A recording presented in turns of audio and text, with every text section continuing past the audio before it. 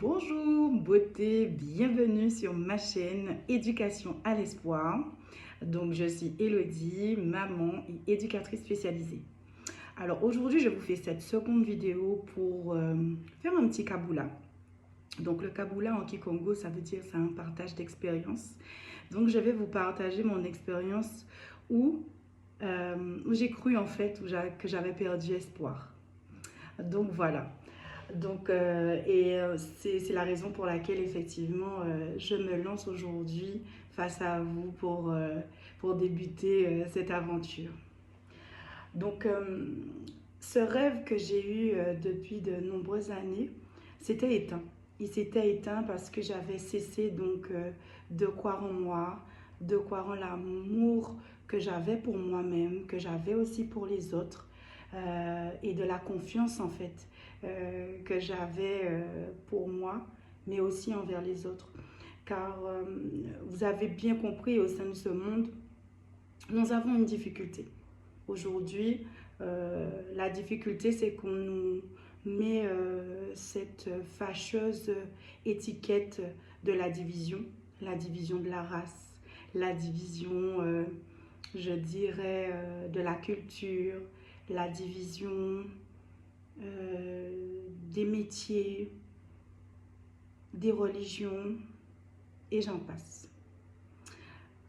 Quand j'ai cru perdre espoir, j'ai perdu espoir que les choses s'arrangent pour moi, déjà dans un premier temps, mais également avec les autres.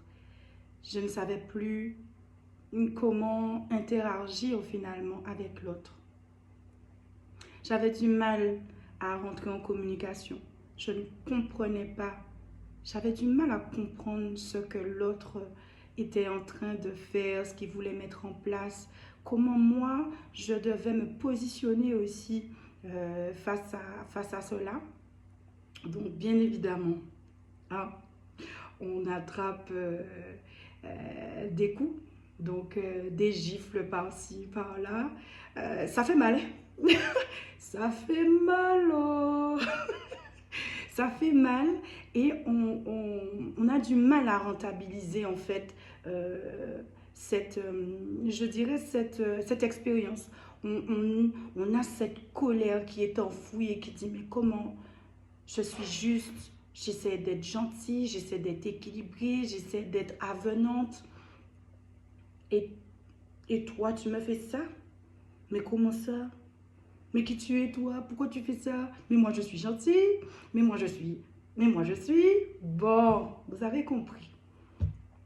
Et aujourd'hui, on remarque bien, on remarque sur les réseaux sociaux que tout ce qui est friand de division, friand de colère, euh, ça fonctionne. Hein, on aime bien, les gens aiment bien les dramas, on aime bien. Oh, je pense que j'aimais aujourd'hui, j'ai du mal. Je me nourris de beaucoup plus d'énergie élévatrice, positive, parce que je crois en l'autre, parce que je crois en l'autre, parce que je crois en moi. Et d'abord, et je crois effectivement que les choses peuvent s'arranger. Je crois que la vie est belle, je crois que les gens sont beaux, effectivement, effectivement, parfois, bien sûr, on va rencontrer des gens avec lesquels ça sera dur. Écoutez tout ça, ça sera dur, mais vous devez faire comme Matrix dans Neo. Voilà, faites ça. Vous n'avez pas le choix. Lorsque vous sentez que le coup arrive, bifurquez sur la gauche, bifurquez sur la droite, comme si vous dansiez. Tu sens que le partenaire va marcher sous tes pieds, retire tes pieds, sans qu'il est déjà dans la mauvaise cadence. Ne danse pas. Mets-toi à côté, glisse un petit pas de côté. Donc voilà. Alors, et c'est pour ça que moi j'ai eu du mal en fait à venir sur les réseaux sociaux parce que bon, parler pour parler, ça on peut faire ça tous les jours. Mais là c'est pas le cas. Là on a vraiment cette notion, j'ai vraiment cette notion moi d'équilibre, d'harmonie en soi déjà dans un premier temps. Et après cette harmonie en soi arrive à se dégager, arrive à contaminer, je dirais, les gens qui sont autour de nous. Car, quand on perd tout ça, on a vraiment vous savez, ce sentiment où vous voulez dominer. Tout le monde a déjà eu ce sentiment de domination, où il a envie de dominer l'autre, où il a envie d'écraser l'autre, où il a envie de faire à l'autre comprendre que ce qu'il dit là n'est pas bon, que ce qu'il fait n'est pas bon, que lui il est meilleur qu'un tel, moi je suis gentil, pourquoi tu me fais ça? Je suis gentil, pourquoi tu me fais ça? Eh ben non, non. Parce que mine de rien, par le fait de brandir certaines cartes, ben l'autre aussi joue sa carte pour être vraiment sûr que tu joues ta vraie carte. Et c'est ça, la vraie nature, le vrai nous, parfois, il a du mal à émerger. Et il émerge comme le lotus. Voilà, le lotus, vous savez, moi j'adore le lotus. J'en dirai peut-être un petit peu plus après. Mais la fleur de lotus, vous avez vu dans quoi elle naît. Et on ne se dirait pas en fait que cette merveilleuse fleur de toutes les couleurs serait d'une extrême beauté, d'une extrême douceur. Et donc voilà pourquoi, moi quand j'ai cru que j'avais perdu effectivement mon essence première, qui était donc de ne pas écraser l'autre, d'éviter le dénigrement, d'éviter le jugement, je ne savais pas comment il fallait gérer les choses, comme je vous dis. Et donc, je me suis perdue. Et ouais. Je me suis perdue dans tous les sens du terme. Et oui. Et c'est pour ça qu'à un moment donné dans la vie, on se pose, on fait un recul. Ce que j'ai fait il y a, je dirais, 4 ans. Donc, il y a 4 ans, j'ai fait ce recul. J'ai décidé de me mettre un peu à côté. J'ai décidé aussi de ne plus cautionner certaines choses, de ne plus fonctionner de la même manière. Ça a été difficile. Ça a été dur, mais laisse tomber. C'était dur parce qu'en fait, les gens qui sont autour de toi, ils ne comprennent pas. Tu arrives là, d'après toi, tu as envie de changer les choses, mais tu te prends pour qui? Tu viens changer le bouleversement. Les gens te connaissent d'une manière et toi, tu viens venir d'une autre manière. Accroche-toi, parce que le truc, il est doux, mais dur.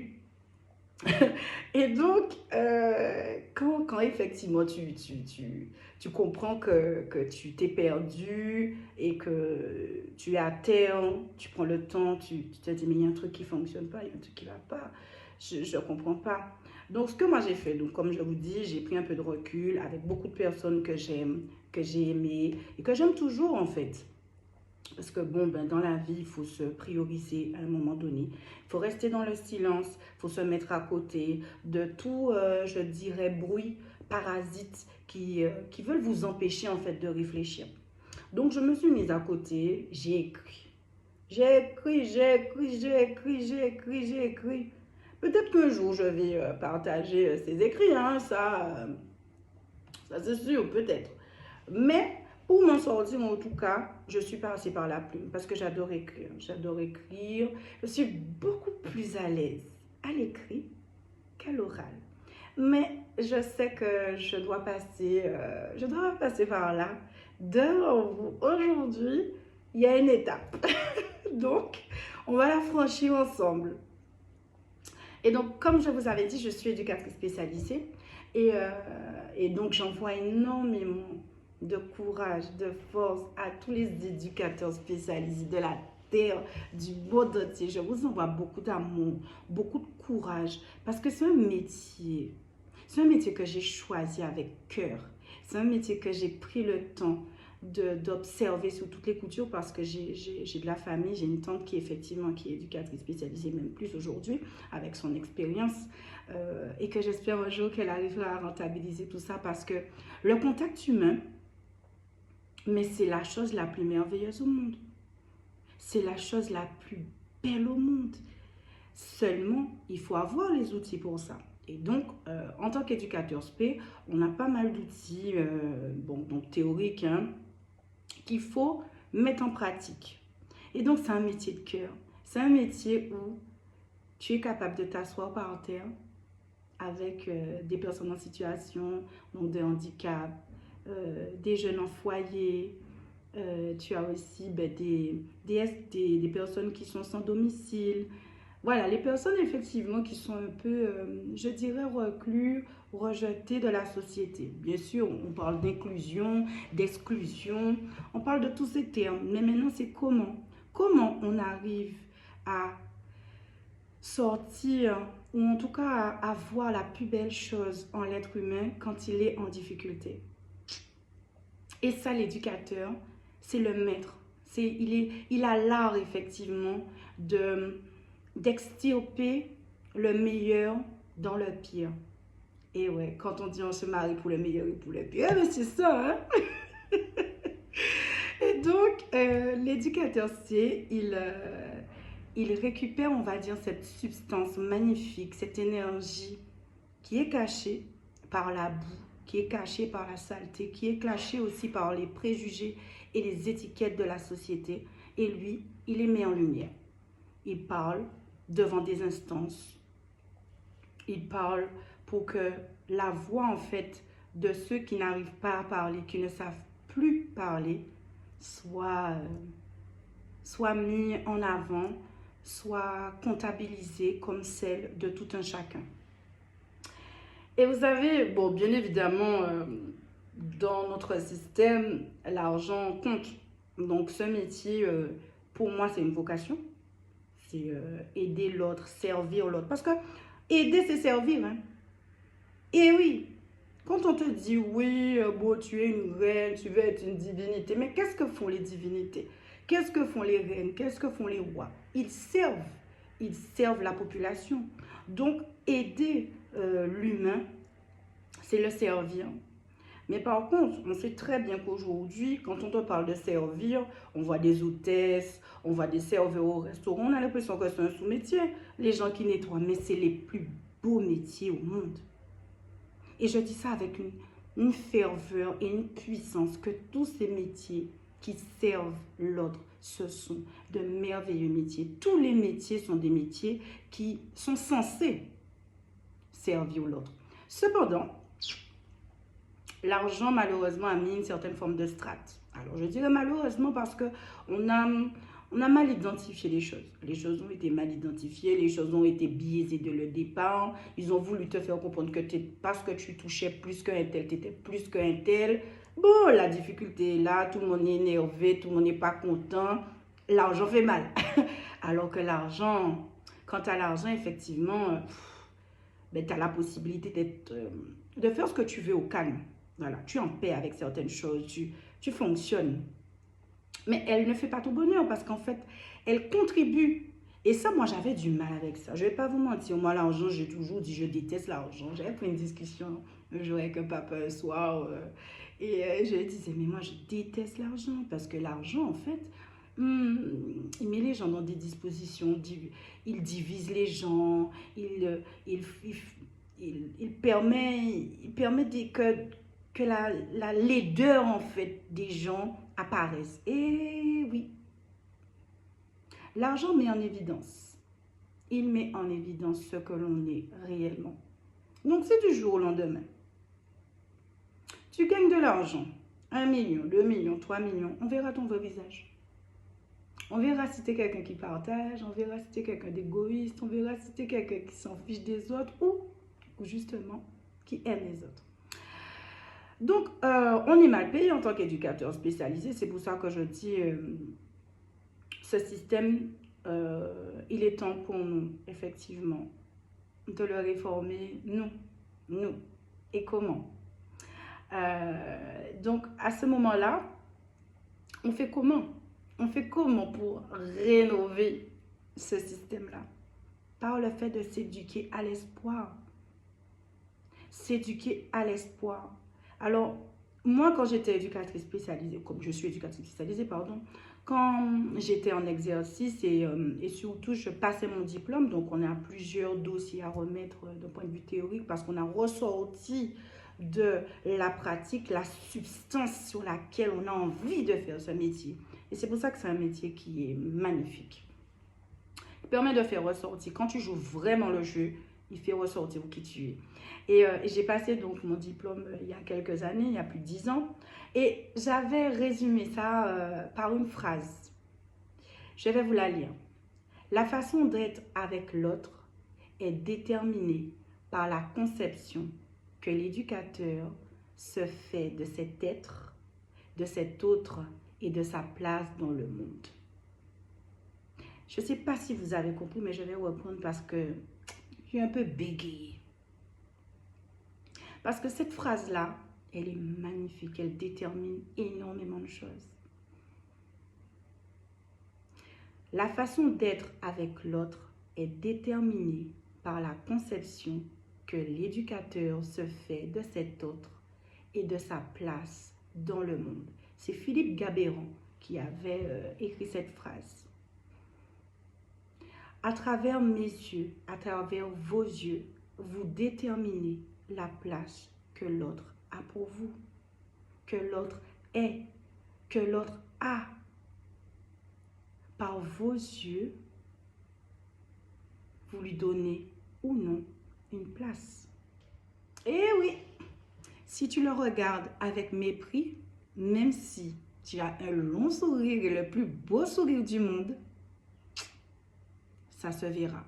Parce qu'il y a quelque chose qui parle dans les yeux. Dans les yeux, on a notre âme, on a notre essence.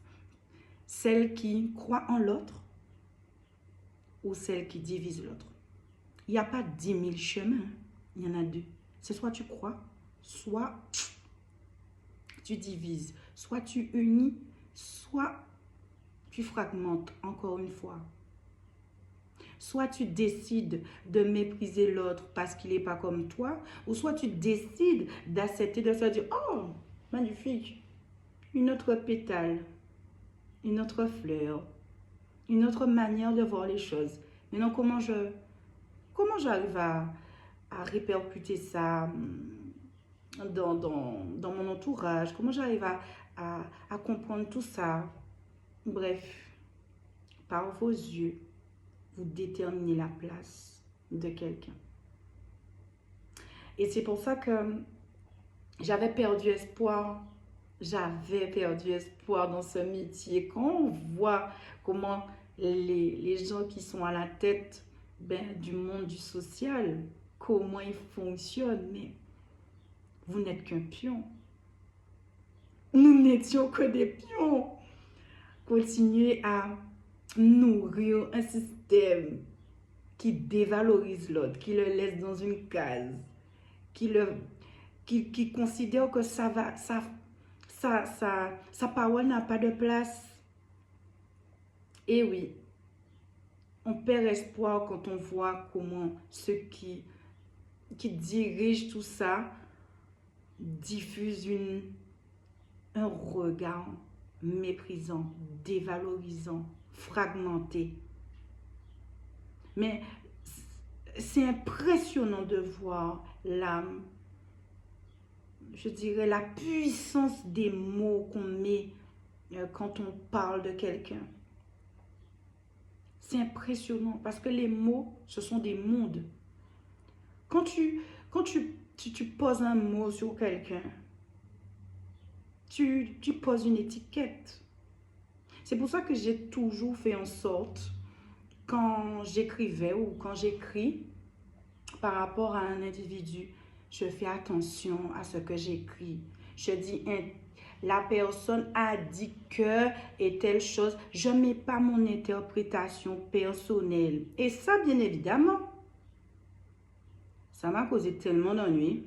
Et maman Nanga et le truc était chaud. Je vous dis ça. En tant qu'éducateur spé, mais laisse tomber. Tu prends des tapes multidimensionnelles, tu prends des gifles par-ci par-là, tu prends un croche-patte vite, bra, tu comprends pas, et tu essaies d'esquiver, mais bip, tu es parti trop tôt. Et ouais, je vous dis ça, je me suis heurtée dans le milieu professionnel à des visions du monde que je m'y attendais pas. J'étais jeune, j'avais quoi, 24 ans, 25 ans. Tu arrives là, d'après toi, tu as envie de révolutionner le truc de la personne. La personne est déjà dans son fonctionnement et toi, tu arrives, tu dis, hey, mais tu sais quoi, c'est pas... Non, je pense qu'on pourrait faire... Tu dis pas, il faut faire comme ça. Hein? Tu dis, mais tu sais, je pense que on devrait faire autrement. Mais pourquoi pas? Allons essayer. Allons essayer autre chose. La personne, tu regardes, tu dis, tu veux quoi là, toi? Sors de là. So. Tu as besoin de me faire sortir dans mes habitudes. Non, assieds-toi là, sinon je vais te détruire. Eh bien oui, on essaye de te détruire parce que, bon, comment on dit, il y a une expression qui dit ça, mais je ne me rappelle plus, qui t'a dit, chevalier blessé ou guerrier blessé, tu n'es pas mort. Bon, bref, vous avez compris. Je ne me rappelle plus. Et donc, tu es athéo, mais tu n'es pas mort. Donc, bien évidemment, on t'envoie des pics par-ci, par-là. À la maison, c'est chaud. Au travail, c'est chaud. Dans ta vie amoureuse, c'est chaud. Tout est... Comment on dit? Tout partout. Alors, en créole, c'est partout, hein. Ça explose. Il n'y a aucune accalmie. Tu te dis, mais c'est pas possible. Dans quelle tempête je suis? Tu te dis, mais de quoi je suis là? Aidez-moi, je commence à mourir. Et donc, tu meurs et puis tu te noies dans tout et tout. Drogue, alcool, sexe, médisance. Bref, tu te noies. Tu meurs. Moi, je ne vais pas vous mentir. Je me suis noyée de ouf, noyée, mais avec une... Quand tu sais plus, tu es perdu, tu es en colère contre toi d'avoir laissé quelqu'un te parler d'une certaine manière, de t'avoir trahi. Tu es en colère de te dire que tu es faible, tu es en colère de te dire que mais comment moi je veux t'aimer, toi tu me tapes. Tu dis mais comment moi j'ai envie d'avancer avec toi et toi tu refuses. Pourquoi? Ouais, assieds-toi. Assieds-toi Elodie et apprends. Apprends. Et donc, j'étais pas en adéquation. Pas du tout en adéquation avec le fait d'être dans la domination, d'être dans le fait d'imposer les choses, de faire croire à l'autre en fait qu'il est un moins que rien. Et quand j'ai essayé, ouais, je me suis tuée encore plus. Voilà, je me suis tuée parce que c'était pas, j'aimais pas cette valeur. Donc, ce qui fait que tu n'es plus belle, tu grossis, tu deviens épaisse. Parce qu'il faut prendre les coups. Non, mais je rigole, mais c'est vrai en plus. On absorbe ça parce qu'à l'extérieur, c'est pas facile. Bref, quand on comprend ça, on s'est dit que l'expérimentation, effectivement, elle n'est pas facile, mais elle est nécessaire pour, en tout cas, sortir grandi, je dirais, de certaines choses. Et donc, je remercie toutes les personnes, je dirais, que ce soit dans le milieu affectif, que ce soit dans le milieu professionnel, que ce soit dans le milieu amical, que ce soit dans le milieu familial. On se dit, mais merci, Matondo pour m'avoir fait renaître. Parce que si j'avais pas compris la puissance, l'importance, on va dire, de ces expériences vécues, j'avais pas envie de rentabiliser, en fait, tout cet effort. J'aurais pas été ni debout devant vous et ni en train de croire en l'espoir, tout simplement. En croire en l'avenir, croire en la vie. Et donc, mais je vais vous lire un petit texte. Je vais vous lire un petit texte qui date en fait de mon dossier des pratiques professionnelles en tant qu'éducateur spécialisé. Et c'est là où on se rend compte. Je veux dire à chaque individu, il y a des choses qui vous sont déposées. Voyez cette manière de voir la vie, cette vision d'amour, de paix qui est en vous, vous avez une vision. Manifestez-la. Manifestez cette vision. Parce que j'avais pas... Quand j'ai relu, je me suis dit non, je vais vous partager ça. Alors,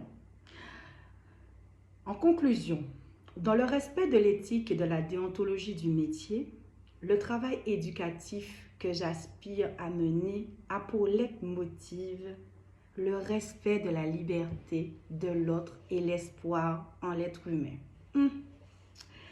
J'appuierai mes motivations pour ce métier impossible, comme le dit Joseph Roussel par la citation de Jean-Jacques Rousseau, « L'homme n'est pur, c'est la société qui le corrompt ». À mon sens, il s'agit de révéler à l'être qu'on accompagne son potentiel intrinsèque grâce à la confiance instaurée dans la relation éducative. La notion de confiance est primordiale pour l'expression des difficultés sous-jacentes. Cette confiance s'établit par un ensemble de gestes et de mots réalisés par le professionnel. Des mots qui seront perçus et compris comme une aide par la personne accueillie. Il s'agira de donner à autrui des armes nécessaires pour vivre et exister dans la société, en reprenant les mots de Philippe Gabéran. Afin de mener à bien cette mission, il me semble important de maîtriser les savoirs théoriques et pratiques comme piliers de l'accompagnement socio-éducatif. La prise en compte de la personne dans sa globalité permettra d'utiliser à bon escient ces nombreux concepts et outils. Nous tendrons alors vers une anticipation et une adaptation à toutes les situations du quotidien. Néanmoins, dans le travail social, nous ne posons que des hypothèses sur la pensée de l'autre, car la relation humaine n'est pas une science exacte. L'instauration du lien avec l'usager, la personne accueillie, s'enracine dans la durée afin de laisser à la personne accueillie un temps d'observation, d'adaptation et de maturation. L'écoute bienveillante de la parole de l'autre ne va pas que dans un seul sens. Elle fait son chemin tant au niveau de l'usager que du professionnel. Au vu de ces dires, je souhaite faire comprendre qu'écouter de manière active permet à la personne de se sentir reconnue d'un point de vue individuel et collectif. En parallèle, l'éducateur spécialisé doit apprendre à observer sans jugement l'autre et écouter en taisant ses propres convictions. Offrant ainsi à la personne accueillie la possibilité de faire sa propre idée du monde et de sa place dans le monde. Écouter l'autre, c'est le respecter. En conclusion, selon moi, c'est d'abord dans la parole que l'acte se fait chair. Et tu dis quoi, oh? Je vous suggère de réécouter effectivement ce texte, de réécouter, de revisionner cette vidéo. Ça, c'est mon essence. Et je l'ai mis en mots lorsque j'étais en examen. Ça a fait partie de moi. Et vous savez, j'ai une phrase d'une formatrice qui m'avait dit, elle m'avait pris à part et elle m'a dit, Elodie, c'est toi qui as écrit ça? Je dis, mais oui. Mais oui, c'est moi. Mais oui, c'est moi. Qu'est-ce que ça voulait dire? Parce que vous savez, des fois, l'apparence, elle est tellement trompeuse. On voit quelqu'un et on a l'impression qu'il est futile. Surtout mon signe. Ah! Parce que, voilà, pour ceux qui savent, vous savez, Mais ce qui apprendra à me découvrir, hein, vous saurez, on a l'impression, voilà, des êtres futiles, des êtres extravertis. Et ouais, on se fait parfois une vision très erronée de l'autre. Parce que nous-mêmes aussi, on est en construction, on est en cheminement, on est en travail. Et c'est nos expériences en fait qui façonnent l'être qu'on va devenir. Comme un diamant. Le diamant, quand il arrive, il est brut. Mais pour qu'il puisse arriver, bon, c'est pas du diamant, hein, s'il vous plaît, un jour peut-être. Mais pour qu'il puisse arriver, en tout cas à là, il faut le façonner. Il faut le taper par-ci, le taper par-là, lui donner une forme, la forme qu'on souhaite. Ah là là. Donc, ce que je fais aujourd'hui devant vous, ce n'est pas un hasard. C'est la vie qui m'emmène à ça. C'est la vie qui... C'est mon être qui veut déposer certaines choses. Et je dirais que l'aventure ne fait que commencer parce que la mission est belle. La mission est belle. La mission est belle. Et pour ça, je serai accompagnée. Je serai accompagnée de papa, de maman. Alors, dans la tradition Congo, bien sûr, on dit papa, maman parce que toutes nos frères et nos sœurs sont des papas et des mamans, même s'ils ne sont pas parents. C'est une forme de respect. C'est aussi une forme de distance. Hein? Parce que si tu vois le mari d'autrui, ben c'est papa. Tu vois ce que je veux te dire? Ça fait que tu ne peux pas penser que tu vas... Non, c'est papa. Donc, ce qui fait que ça permet une certaine forme de distance, ça permet aussi, voilà, c'est de l'affection, je dirais ça comme ça, et ça permet justement de faciliter, d'unifier les liens entre les individus. Donc, je serai, comme je vous dis, comme je vous disais, je serai accompagnée de papa, de maman, de différents signes. Et je vais les présenter petit à petit. On va discuter ensemble sur, comme je vous l'avais déjà dit, divers sujets, des kaboulas, pour sortir grandi. Cependant, tout cela, bien sûr, sera basé sur le Ubuntu.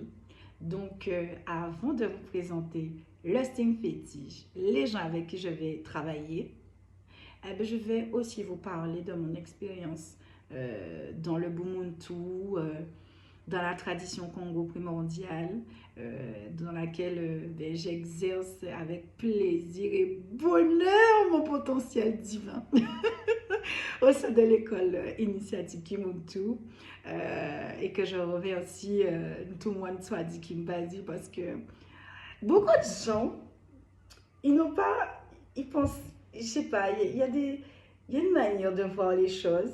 Bon, des fois, en fonction des signes, on aura une affinité sur certains mots, certains gestes, la manière d'aborder les choses. Et tu auras l'impression que quand la personne va te parler, il va exiger des choses. Ou bien tu vas penser que tu es jugé. Mais ça, en fait, c'est dans tout. Hein. C'est dans tout. Mais le message profond du Zola, le message profond du Ubuntu, mais c'est d'une beauté, chère famille. Non, nous devons manifester ça. Et c'est pour ça que je suis devant vous, parce que je me suis dit, non, les guides là... Alors, on parle de guide dans le sens où, vous savez, comme dans toutes les traditions, dans toutes les religions, on parle de guide, on parle d'ange. C'est la même chose. Tout est fait pour diviser. À un moment donné, il faut arrêter, il faut dire stop. Parce que le message, il est le même. Sauf que il y a un mindset. Le mindset où tu perds ta responsabilité. Dès que tu perds ton pouvoir divin, qui est d'exercer ta propre responsabilité individuelle et d'arrêter de la faire porter aux autres, le game change de position. Voilà pourquoi j'avais marqué le jour où j'ai perdu espoir. Non, non. Le jour où j'ai cru que j'avais perdu espoir, la famille, j'ai cru. Parce qu'en fait, je n'avais pas compris j'avais pas rentabilisé le truc. Pour moi-même, je suis une victime, je suis en colère, je sais pas gérer ça. Même aujourd'hui, des fois, il y a des choses, ça reste et tout, mais tranquille. On prend le temps de faire le travail. Alors, le travail profond, en Kikongo, on dit le kisalu. Je dis, on fait le temps de laisser maturer les choses à l'intérieur de soi, tranquille. Et donc, le bon tout vraiment m'a aidé. Mais quand j'entendais certaines choses, mais j'ai dit, wow, je vois une aile qui pousse là. Je dis, oh, une deuxième aile qui pousse. Je dis, oh, les chaînes Sawati ou les chaînes mentales.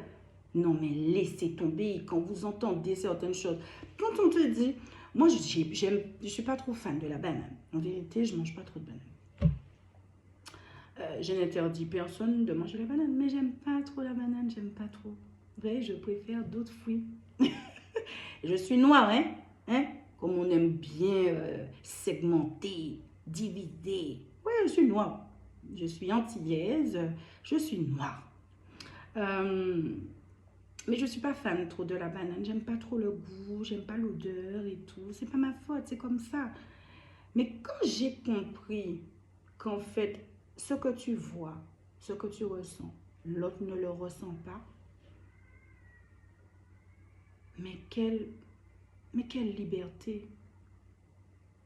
Quand tu laisses l'autre l'opportunité d'être ce qu'il a envie d'être, en le regardant sans jugement, en le regardant avec la place qu'il mérite, le fait d'apporter une vision différente. Tu comprends que la paix, c'est trop bon. Tu comprends que le partage, c'est trop bon. Ah ouais, c'est trop beau. Bref, on va parler de ça plus tard. Donc, Matondo Mamingi pour votre écoute. Je vous remercie vraiment d'avoir pris le temps de m'écouter dans cette longue vidéo. J'en ferai peut-être une deuxième, effectivement, où je parlerai de ça avec le papa, on verra. On verra comment j'amorcerai les choses, mais voilà. J'étais ravie de faire cette vidéo avec vous. Je vous souhaite une belle semaine. Je vous souhaite beaucoup d'expériences qui vous permettent donc de vous élever, de vous grandir. Et à très bientôt. Zola!